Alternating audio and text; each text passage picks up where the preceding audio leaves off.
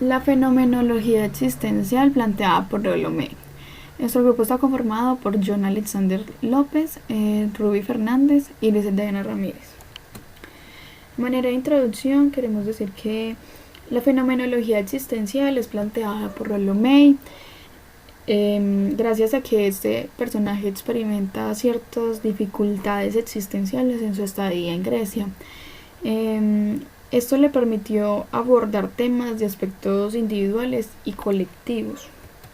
Rollo May nació en 1909 en Estados Unidos, falleció en 1994 en California, Estados Unidos. Fue un psicólogo y psicoterapeuta existencialista, pionero de la psicología existencial en América. También dio forma al pensamiento de los psicólogos, psicoterapeutas, trabajadores sociales, entre otros, con respecto a esta teoría. ¿Qué es la fenomenología existencial? Es el proceso por el cual se pretende llegar a ser, teniendo en cuenta los potenciales, la toma de decisiones y la conciencia sobre las responsabilidades adquiridas, además de la conciencia de que la persona en algún momento o algún día no será. Formas de ser según el existencialismo. En primer lugar tenemos ser en el mundo, el cual indica la relación que hay que existe entre el ser humano, el tiempo y un lugar específico, es decir, el mundo, donde se pretende dar sentido y significado sobre la propia existencia humana. En segundo lugar tenemos el mundo circundante. Este hace referencia a los procesos más innatos e instintivos del individuo. Hace referencia también a los aspectos físicos del mundo y del individuo como tal. Por último tenemos el mundo propio, que tiene que ver más con los procesos de introspección del mismo sujeto, del mismo individuo. Como dice allí textualmente, representa la forma de relación con uno mismo. Principios ontológicos. En primer lugar tenemos centrarse en sí mismo. Para dar como una contextualización de este punto, podemos dar como las características de una persona que es centrada en sí misma, las cuales son que vive, ama, odia, es creativa, también puede ser destructiva, flexible o rígida. Todo depende de la perspectiva en la que se centra el individuo como tal. Valor para afirmarse. Se dice que cualquier persona tiene el carácter de afirmarse, y esto va de la mano con el proceso de centrarse en sí mismo. Es decir, que si tenemos el valor de afirmarnos, es posible tener una centralización de sí mismos. Bueno, seguidamente el tercero, participación con otros seres queridos. Todas las personas que existen tienen la necesidad y la posibilidad de salir del centro de sí mismos, participar con otros seres.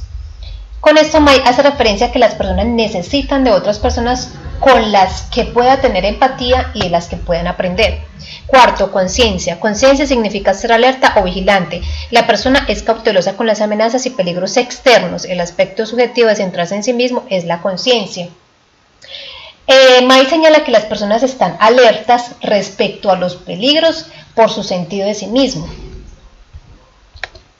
Quinto, conciencia de sí mismo. Solo un ser humano puede ser consciente de sí mismo. La autoconciencia le permite a la persona trascender de la situación concreta e inmediata para vivir en términos de lo posible y usar abstracciones. May considera que las personas son conscientes de sí mismos como sujeto y como objeto. Sexto, ansiedad y no ser. La ansiedad es el estado de lucha contra lo que podría destruir el sentido de ser significativo. Bien, este es el significado de la vida, es estar consciente de la posibilidad de morir. Bien, ahora, a las fuentes personales del existencialismo. Primero, May hace hincapié en la fragilidad de la vida humana, así como en su belleza. Segundo, es la preocupación de May por la existencia última y la muerte. Tercero, es la preocupación de May en la soledad y en la alienación en la existencia humana. Bueno, estos tres temas están relacionados y se resumen en las necesidades de la intimidad y aceptación de May. Como su nombre lo indica, desde las fuentes personales, la niñez de May fue muy difícil.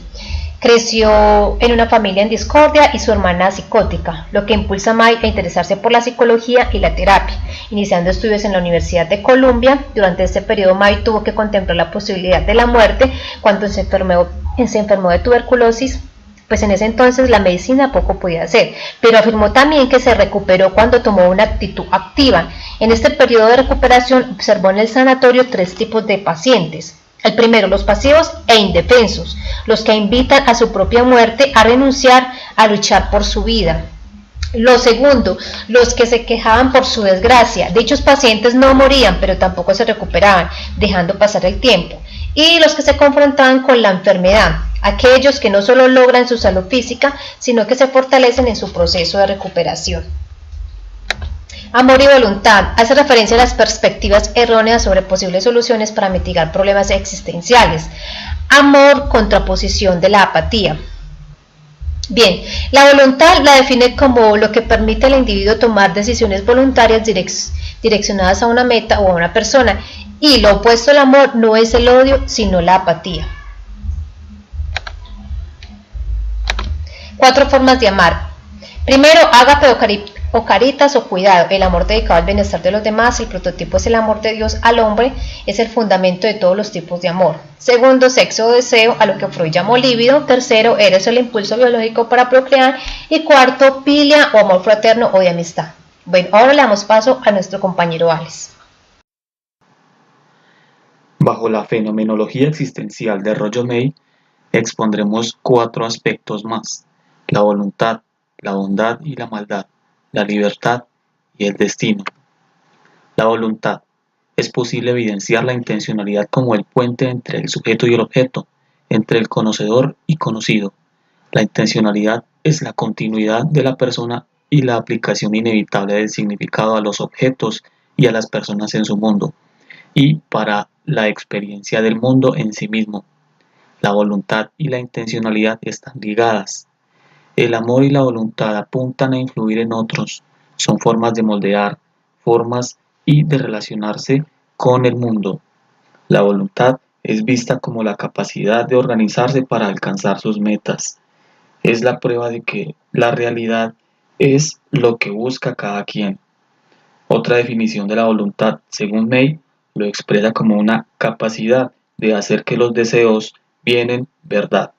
Es decir, estos deseos son unas manifestaciones de los daimons, cuyo fin es la tentación, haciendo que el individuo se deje consumir más del daimon. En un momento explicaré este concepto. Bondad y maldad. May no presenta a los seres humanos como santos ni como pecadores. Toma una posición consciente de que los seres humanos son buenos y malos. La gente se involucra en una lucha continua entre la voluntad y la maldad, ser y no ser, creación y destrucción, porque lo que May resaltó es un elemento daimónico en la naturaleza humana. Lo daimónico es cualquier función natural que tiene el poder de absorber totalmente a la persona.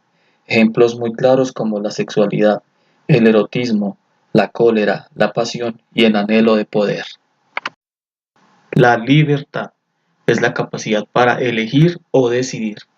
La libertad para hacer es la capacidad de hacer una pausa frente a los estímulos provenientes de varias direcciones a la vez, y en esta pausa lanzar todo el peso hacia esta respuesta en vez de aquella. Es una toma de decisiones y elecciones que constituyen las actividades del día. Otra es la libertad del ser, la segunda categoría de la libertad, y que también puede llamarse libertad fundamental. Es el origen de la libertad para el ser y va a un nivel más profundo de la existencia humana. Es la capacidad para elegir una actitud hacia un evento, ya sea actuando o no, frente a ello. Otro ítem es el destino. Uno de los 4 es el destino cósmico. Incluye el nacimiento, la muerte, los terremotos, las erupciones y otros eventos naturales. Afectan nuestra vida sin poder hacer gran cosa. El segundo es el destino genético. Hace referencia al genoma heredado, el cual gobierna muchos de nuestros rasgos físicos con los que nacemos, incluyendo el color de ojos, de la piel y del género.